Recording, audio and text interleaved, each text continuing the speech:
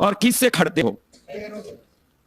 तो झाड़ू को जिस जगह से आप साफ करते हो वो उसका पैर है, क्योंकि वो चलता उसी दिशा से है।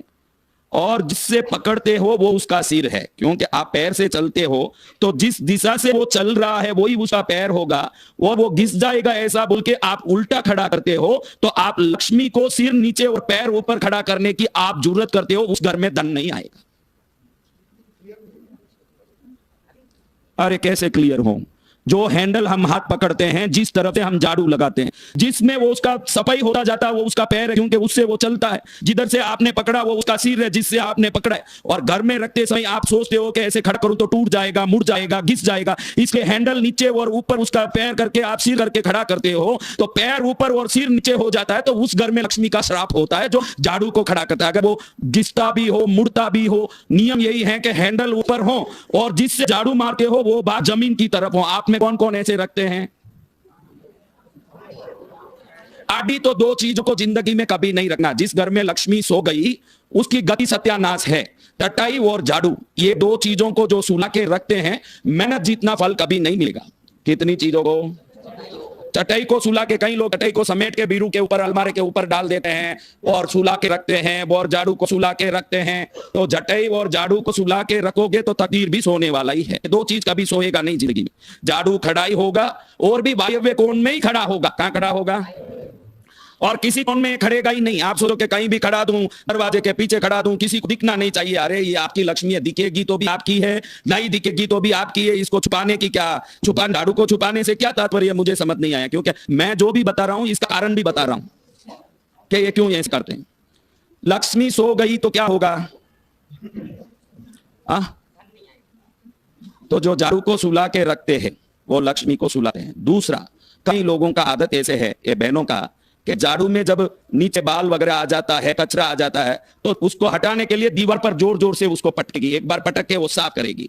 आपका बाल है, आपके घर का कचरा है, वो लक्ष्मी बन के उसको साफ कर रही है। आदर पूर्वक हाथ से उसको निकाल के हटाना चाहिए। उसको दीवार पर जोर जोर से पटकने वालों के घर में उस दिन लड़ाई जरूर होगा, ये गारंटी है।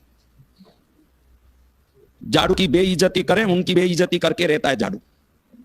एक छोटा झाड़ू है काम, और झाड़ू को गंदा नहीं रखना। क्या नहीं करना? जब भी झाड़ू आपको गंदा दिखे आप फ्री रहो, सिंक में एक बार पकड़ोगे तो झाड़ू साफ हो जाएगा। और यथासंभव झाड़ू घिसता दिखे उसका विसर्जन करके नया लाना। कल ही मैंने बताया, वो झाड़ू 4 इंच का हो जाए, जब तक झुक झुक के उसको रगड़ती रहेगी तो तेरे को भी स्पॉन्डिलाइटिस होगा। 3 रुपए के झाड़ू के लिए 30,000 का ऑपरेशन में खर्चा करना पड़ेगा। अब मैंने लीला दिखाती है, मैं घर कितना, पति को देखो मैं घर कितना संभालती हूँ, ये झाड़ू इतना हो गया फिर भी मैं संभाल रही हूँ, लेकिन मेरे को एक साड़ी लेना है, 10,000 दीजिए। अरे झाड़ू ले ले 100 रुपए का, घर संभालने वाली। हाँ, झाड़ू ही ले ले। झाड़ू को कभी दीवार से पटक, सब बहनें ये करती है, उसको साफ करने झाड़ू पर हाथ नहीं लगाएगी, उसको घृणा आता है। ये गंदगी में कैसे हाथ डालूं? ये गंदगी क्या अमेरिका से आया है? तेरा ही बाल है। ये कचरा किसे आया है, कहां से आया है? तो अपने झाड़ू को आदर नहीं करें, वो झाड़ू उसके सुख को भी बार के बार फेंक देता है। क्या करता है?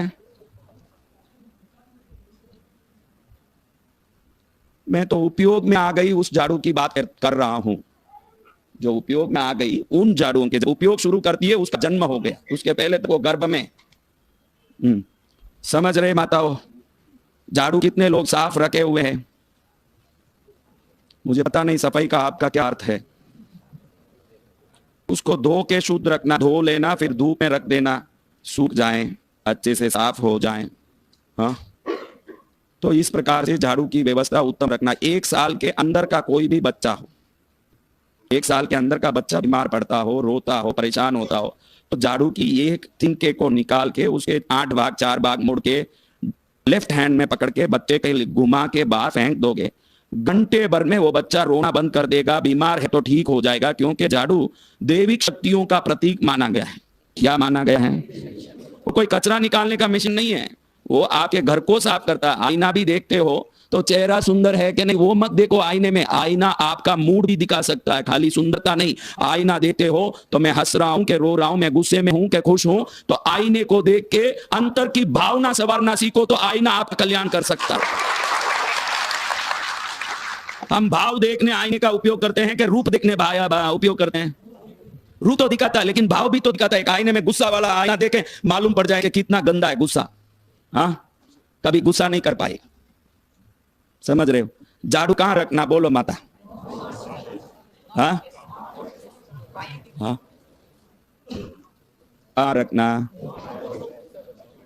अगर नॉर्थ वेस्ट में नहीं रख पा रहे हैं किसी कारण, वो एक लिविंग रूम है, वहां लोग आ रहे जा रहे हैं, वहां झाड़ू रखने से गंदा लग रहा है, तो किसी कमरे के नॉर्थ वेस्ट कॉर्नर में रख सकते हैं। सेकंड ऑप्शन, कहीं भी नॉर्थ वेस्ट का हर कमरे में नॉर्थ वेस्ट होगा कि नहीं, उस जगह पर रख सकते हैं। सेकंड ऑप्शन है प्रॉपर नॉर्थ वेस्ट में रख दो तो लक्ष्मी को खींच देता है, क्योंकि वायव्य कोण को अगर आप समृद्धि की शक्ति देते हो तो निश्चित रूप से घर में लक्ष्मी का, गुण का, शांति का, संस्कार का, श्रेष्ठता का आगमन होता है।